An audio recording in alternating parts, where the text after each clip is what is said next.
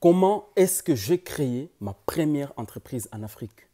À 18 ans, je, je savais que je voulais réaliser quelque chose, mais je ne savais pas comment le faire. Et donc, j'ai réfléchi, je me suis dit, je suis en France, je viens d'arriver en France, il faut que je réalise quelque chose.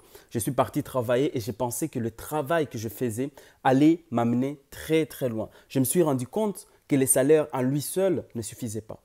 C'est là que je me suis dit, il faut que je fasse quelque chose de ma vie. Et moi, dans ma tête, fils d'Afrique, j'ai envie de faire quelque chose dans mon pays.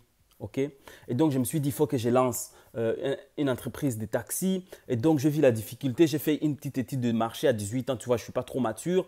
J'ai laissé tomber. Pendant 1 an ou 2 ans, je fais la lecture de livres d'entrepreneuriat. Je connais toutes les citations par cœur. Je connais tous les hommes riches du monde par cœur. Mais je me rends compte que tout cela, ça reste des théories et que ça ne m'apporte rien.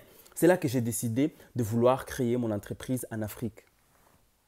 Je vais vous dire étape par étape comment je fais. Je ne vais pas trop rentrer dans les détails parce que ça sera trop long et j'ai envie que vous ayez jusqu'à la fin de la vidéo parce que j'ai un cadeau à vous offrir.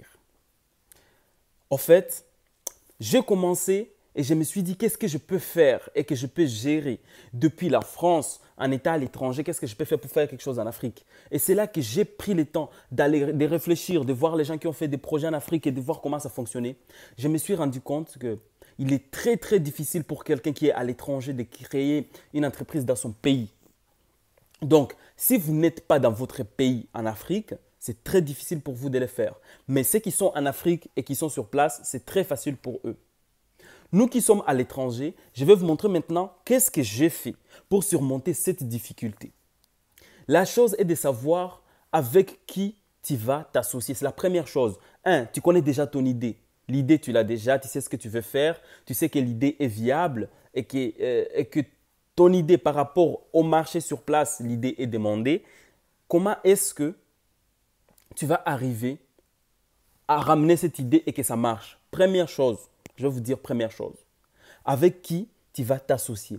Ton associé est la personne la plus importante parce que c'est cette personne qui va être l'image de ton entreprise. OK?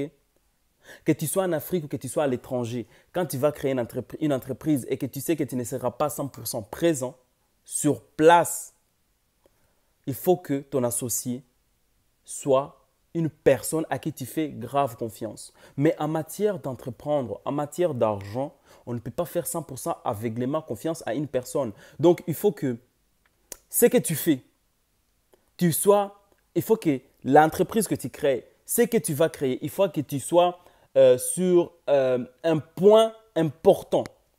Je m'explique. Moi, j'ai créé mon entreprise immobilière, mais comment est-ce que j'étais important? Je faisais tout pour que je sois la personne qui s'occupe du marketing. Je m'occupais du marketing. Et donc, c'est moi qui ramenais des clients. Donc, ça se faisait dans le cadre où mon associé sur place était dépendant de moi. Donc, il ne pouvait pas faire beaucoup de ventes sans moi. Il pouvait faire quelques 2 ventes, 3 ventes ou quelques locations parce que j'ai une entreprise immobilière en Afrique, au Rwanda et au Congo, à Goma, en RDC. Donc, mon associé était dépendant des clients que je lui ai amenés. Donc, dans ces cas, je suis obligé de connaître quelles sont les maisons qu'il y a dans notre entreprise, quand est-ce qu'ils sont vendus, parce que s'ils sont vendus, je ne peux pas faire la publicité, c'est l'entreprise qui perd de l'argent, c'est moi qui m'occupais de publicité. Donc, comment est-ce que toi, aujourd'hui, tu peux créer une entreprise? Avec qui tu t'associes? Non, je recommence. Comment est-ce que tu crées ton entreprise en Afrique? Première chose, est-ce que ton idée est viable? Est-ce que le marché à qui tu t'adresses accepte ton idée? Parce que l'idée peut te convaincre, l'idée peut marcher en Europe. On a toujours un problème, on pense que si quelque chose marche en Europe, va marcher chez nous en Afrique. C'est faux. Nous avons 2 cultures différentes et donc peut-être on n'a pas les mêmes besoins. Surtout qu'on n'a pas les mêmes… comment est-ce que je peux dire ça? On n'a pas les mêmes pouvoirs d'achat. Okay? Si quelqu'un en Europe paye 1000 euros, en Afrique, peut-être ce n'est pas tout le monde qui est prêt à payer 1000 euros pour cette même chose. Okay? Donc, est-ce que ton idée est viable? Est-ce que le marché accepte ton idée? Deuxième chose, avec qui tu t'associes? Maintenant, comment est-ce que tu lances? Parce que ça, ce sont que des idées, ça reste la théorie. Mais comment est-ce que toi, tu te lances? Tu te lances? Est-ce que je dis ça maintenant ou pas? Moi, c'est que je t'exhorte. Si tu veux savoir la suite, je t'exhorte de t'abonner sur cette page. Abonne-toi sur cette page. J'ai plein de surprises qui vont suivre.